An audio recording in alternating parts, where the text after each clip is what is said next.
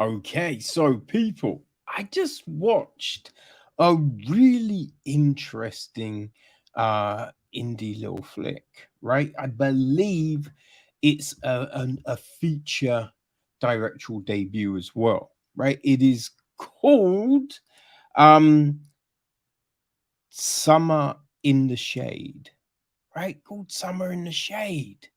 And yeah, people, I honestly had no frigging clue. Honestly, I had no clue what this was going to be like. Because the poster, you have two little girls kind of just looking, right? And one of the girls, it looks kind of, it's an odd poster. Like it, I think aesthetically, it's good, but one of the girls looks mad CGI. I don't know. There's a weird thing. Now, remember, I can't see for shit. So what it looks like to me is gonna look completely different to you, right? But yeah, so I had no clue. I had no clue. But people, I enjoyed the hell out of it. So it's from director Alice Millar. It's written by Isobel Boyce. Okay. Miller, she's one of the producers, along with Kate Turner and Benjamin J. Murray. It's executive produced by Cas, Cassander and associate produced by Rami Pantoja. Music is handled by David Lackner. Cinematography is Benjamin J. Murray. Casting is Leslie Bastal.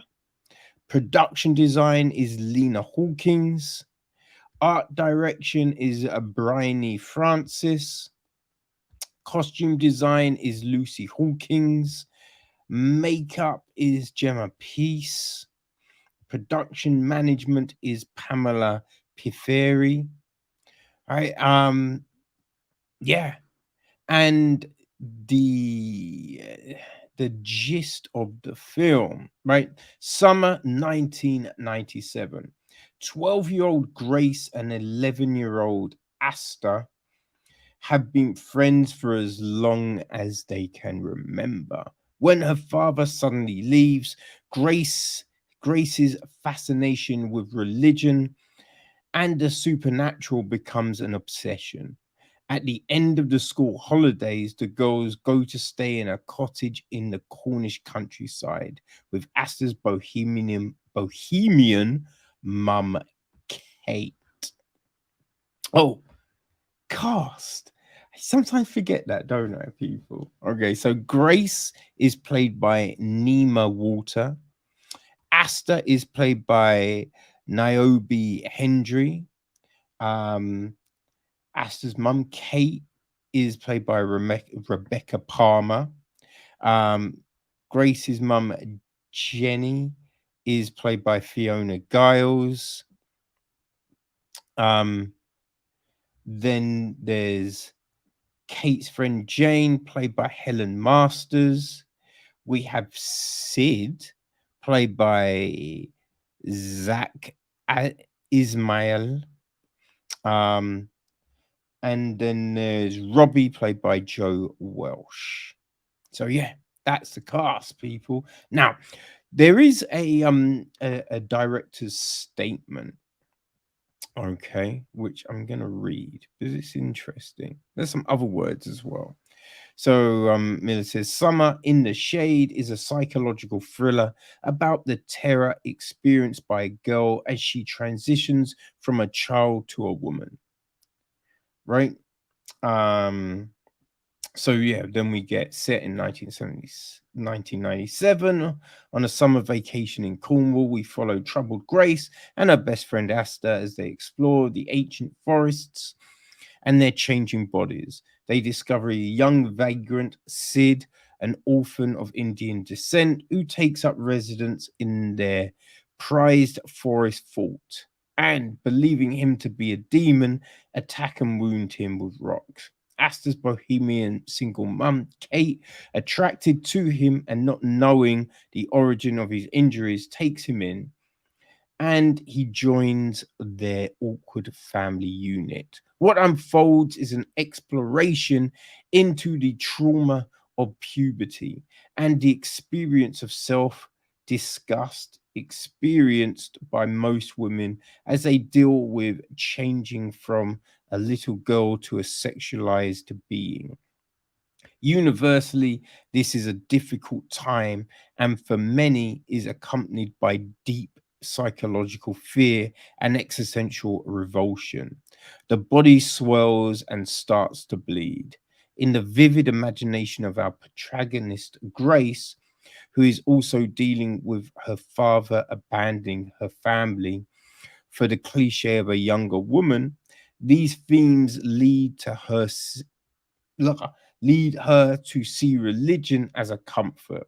However, the religion she finds merely reinforces a sense of shame and guilt, as well as igniting fears of supernatural and biblical terrors, demons, original sin, and the concept of participating in evil. I believe this experience is fairly universal, and it is important that it is dealt with and acknowledged in the cultural consciousness, as the ramifications of this time can affect an entire life. Many women deal with self harm, anxiety, and eating disorders, among other issues. These largely originate in this delicate transition, which for many is the end of a version of themselves they can never get back. Human culture around the world mostly reinforces feelings of inferiority for women related to the concept of giving birth, being unclean, and the weaker sex is an identity girls are encouraged to accept globally to this day. Right. So yeah, that's what Alice says. And you know what? I think there is definitely this, I think, thing in this, right? What, watching this film, it kind of felt like was we're watching a lake, right?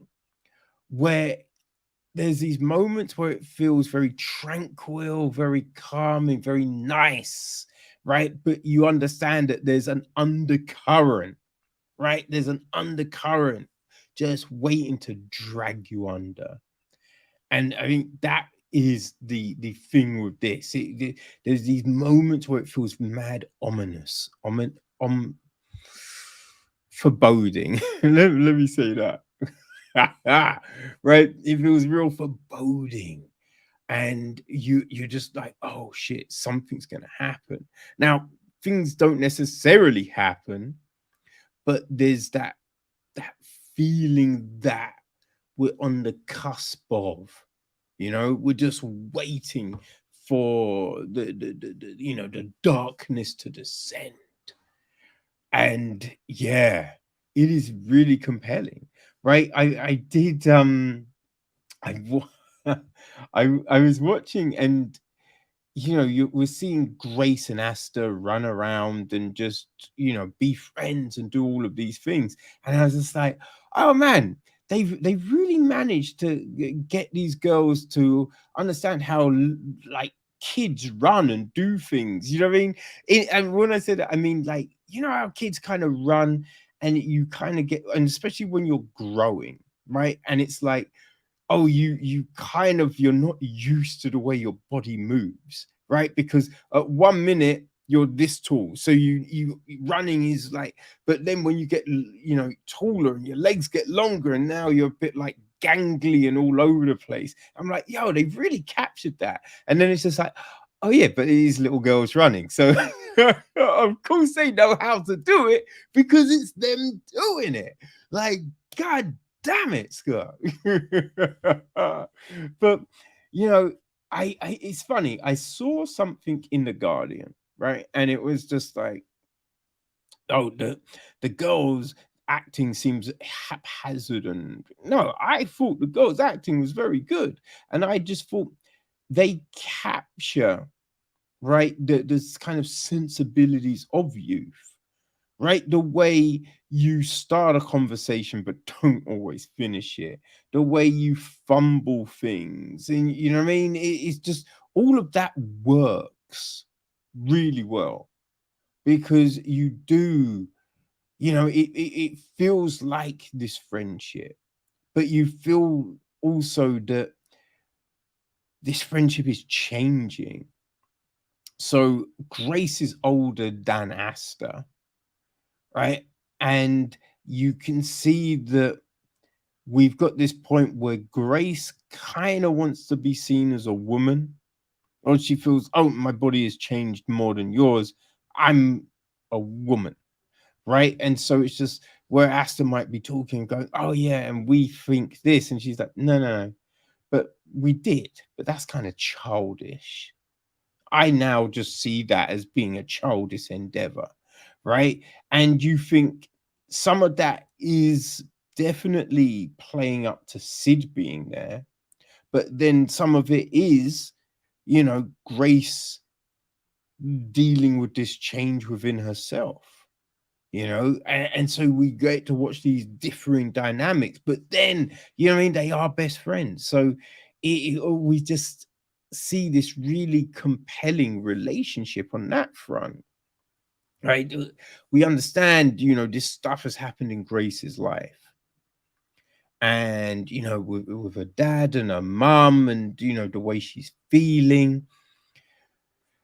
And I think what we see at the beginning, you don't necessarily, you know what I mean, think that the impact of this has left too much of a scar. But then you realize, oh, what we're seeing isn't necessarily the truth of the matter, you know? And so you do then understand, oh, Grace is carrying a lot more than you necessarily thought at the start, right? So we have all of this, but then on the flip, just because Asta, you know what I mean, and Kate, they've got a great little relationship and it seems all happy, but you know, just because things look happy on the surface doesn't mean it's necessarily always happy. And it's not to say it's bad, but they're dealing with stuff, right? So everyone's got something going on. And it's interesting the way all of these things intertwine and play off of each other, you know? Like, it's very compelling, you know? And it's crazy because, like, as I said, we don't get these big moments throughout the film. No, it's very subtle. It's very subtle and nuanced. You know, like we have the play of possible supernatural events, paranormal, and all of that, which is it's an interesting dynamic, right? Because it's toyed with in a way that does really work, but you then get to see how everything does unfold, right? The true realities of this story. And it's interesting because even there's something that happens at the end, and you think, oh shit. Now, as they drive off, we see someone, and I feel it's like, oh, that other thing didn't happen. But as I said, I don't see very well. So it could have been someone completely different. So yeah, I kind of figured it's the person we saw, but it might not be. You know? But in that, if it is a person we saw, then yeah, it again it changes everything, right? Which does make this really interesting. Like it's crazy, you know, the way we see these events, but it's the way someone's subconscious is trying to work everything out, trying to create this framework, this foundation for her to be able to cope with everything that's going on in her life, right? But that it makes it real interesting to watch. Really freaking interesting to watch, right? So I very much enjoyed this film. I just thought everyone, does a fantastic job. It's just under an hour and a half, right? Just under an hour and a half, 84 minutes. But yeah, all the way through, I'm just like, okay, I'm with it. I'm ready to see what comes next. I'm ready to ride with this film, you know, which yeah, you read like there's definitely these huge budget ones that don't keep your interest like this does. So it's not a perfect film. There are definitely a few flaws. Something like there's an interesting bit where you kind of see down Kate's top, and I was a bit like, I mean, do we need that shot? You know what I mean? Like, I don't know if it's necessarily needed. It's not oh, what's the word? God damn it. Like, I feel it's not like a crazy shot that's really in your face, like, "Ooh, look at it." You know what I mean? It is a subtle shot. So there is that. Um, and it kind of plays into who Kate is, but it is that kind of thing, like, I don't know, you know. Um, also sometimes the the structure of the flashbacks,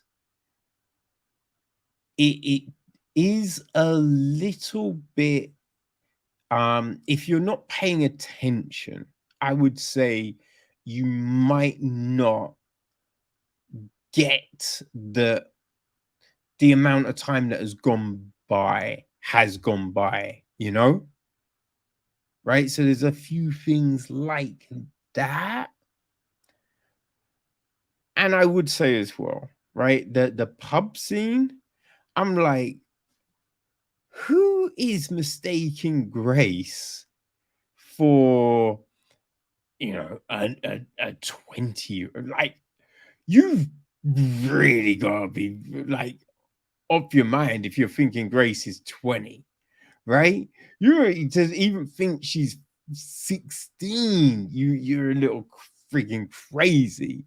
So I think that, there are a few, as I said, it's not perfect, but it is very compelling. It's very compelling. It's interesting. And the way that we play with the concept of puberty, I did think that is handled very well, you know? So yeah, I very much enjoyed, this flick. I thought it was an interesting way to tell this story. So if you like a coming of age flick, right? If you like something that is kind of subtle in the way it is constructed, then Summer in the Shade, people, could be for you. Now, it's out, right? Did come out last week, but yeah, I was waiting on interview possibilities and stuff. So, I mean, we held it back a minute, but yeah, it does mean it is out. So if it's something you want to check, people, you know, it's yeah, it's out there on all your favorite VODs.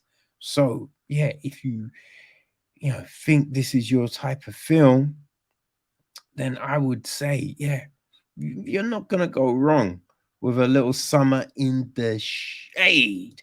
All right, so people, there you go.